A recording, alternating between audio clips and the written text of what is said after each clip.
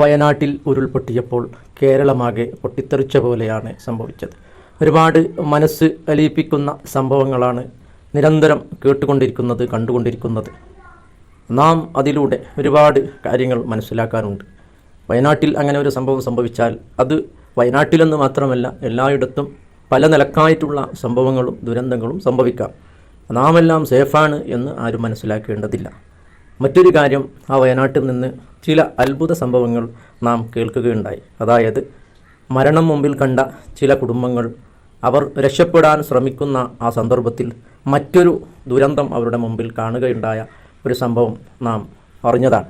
അതായത് ഒരു ഉമ്മയും ഒരു മകളും എന്ന് തോന്നുന്നു, രണ്ടാളുകൾ അവർക്കുള്ള വീട് അവരുടെ മുമ്പിൽ തന്നെ പൊളിഞ്ഞു വീഴുമ്പോൾ അതിൽ നിന്ന് ഓടി രക്ഷപ്പെടാമെന്ന് അവർ ശ്രമിക്കുകയാണ്. എന്നിട്ട് അവർ ഒരു കാട്ടിലേക്ക് ഇങ്ങനെ എത്തുകയാണ്. അവിടെ എത്തുമ്പോൾ അതാ ഒരു 3 കാട്ടാനകൾ വന്ന് അവരെ മുമ്പിൽ നിൽക്കുന്നു. പക്ഷേ ആ ആന അവരെ ആക്രമിക്കാനും അവരെ കൊല്ലാനും ശ്രമിച്ചിട്ടില്ല എന്നാണ് അവർ പറഞ്ഞിരിക്കുന്നത്. അതിൽ നിന്ന് നമുക്ക് മനസ്സിലാക്കാനുള്ളത്, ഏതൊരു വെപ്രാളത്തിലും ഏതൊരു മനുഷ്യനാകട്ടെ ഏതൊരു ജീവിയാകട്ടെ വെപ്രാളപ്പെട്ടിരിക്കുമ്പോൾ അതിൻ്റെ അക്രമ സ്വഭാവത്തിൽ നിന്ന് അത് മാറി നിൽക്കും എന്നുള്ളതാണ്. മനുഷ്യന്മാർ തന്നെ അങ്ങനെയാണ്.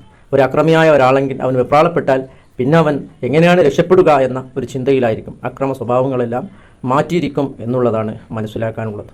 എല്ലാ ദുരന്തങ്ങളിൽ നിന്നും അല്ലാഹു റബ്ബ് സുബ്ഹാനഹു വ തആല നമ്മെ ഏവരെയും കാത്തു രക്ഷിക്കുമാറാകട്ടെ. വയനാട്ടിൽ ആ മരിച്ചുപോയവരുടെ കുടുംബത്തിന് അല്ലാഹു തആല സമാധാനവും അവർക്ക് പകരവും അല്ലാഹു നൽകുമാറാകട്ടെ.